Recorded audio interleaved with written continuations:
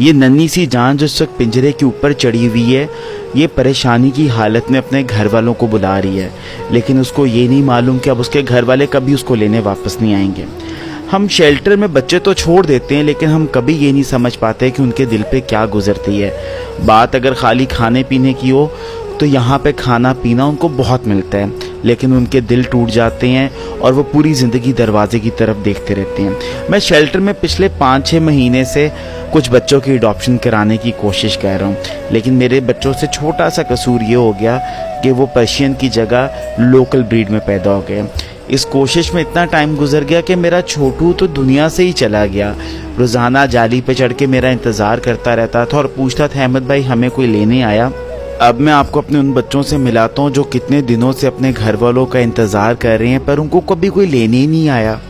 बिल्लू ने कभी बाहर की दुनिया नहीं देखी, लेकिन उसको अब शेल्टर में रहना पड़ रहा है क्योंकि उसके घर में कोई मजबूरी हो गई थी। बिल्लू बहुत ही परेशान है और डरा हुआ है, काश कोई कराची से उसको घर दे सके।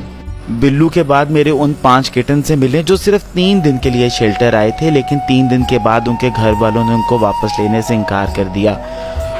मेरा बच्चा और मेरा बच्चा, चलो भाई जाए। छोटे बच्चे पिंजरे में रोते हैं और अब चुप करके कोने में बैठे रहते हैं। मैं जब भी जाता हूँ तो मेरे साथ लग जाते हैं और मुझसे पूछते रहते हैं कि हमने घर वापस कब जाना है। मैं उन गरीबों को क्या बताऊं कि कभी उनको रंग की वजह से, कभी उनको कम बालों की वजह से और कभी उनकी शक्ल डॉल फेस नहीं है, इस वजह से उन्हें रिजेक्ट कर दिया जाता है। ये रिजेक्शन इतनी बड़ी हुई कि मेरा सबसे छोटा लाडला पिंजरे के अंदर ही अपने अल्लाह मियाँ के पास वापस चला गया। वो जाके शिकायत तो ज़रूर लगाएगा। काश मैं उसको समझा पाता कि उसके भाई ने उसकी अडॉप्शन की बहुत कोशिश की थी, लेकिन शायद मेरे बच्चे और उसके भाई की किस्मत उनका साथ ना दिया। अब मेरे छोटे बच्चों के लिए बहुत दुआ करें कि कराची में कोई फैमिली अपने दिल के दरवाजे इन 7 बच्चों के लिए एक एक करके खोल दें। हो सकता है शायद मेरे बच्चों की ज़िंदगी भी बदल जाए। मुझे और मेरे बच्चों को दुआओं में याद रखिएगा। मेरी फैमिली का हिस्सा बनने के लिए हमें सोशल मीडिया पे आप लोग ज्वाइन कर सकते हैं।